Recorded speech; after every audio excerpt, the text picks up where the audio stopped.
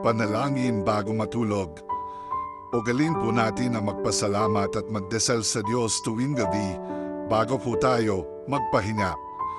Sa ating pong panalangin, magpasalamat po tayo sa ating pamilya at mga kaibigan na sumusuporta sa atin.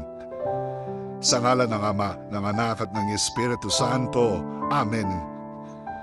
Diyos na mabait, Diyos sa maawain, kami po ay nagpapasalamat sa pagbibigay sa amin ng mga pamilya at mga kaibigan na nagbibigay ng tiwala, ng oras, ng panahon at higit sa lahat ng suporta sa amin.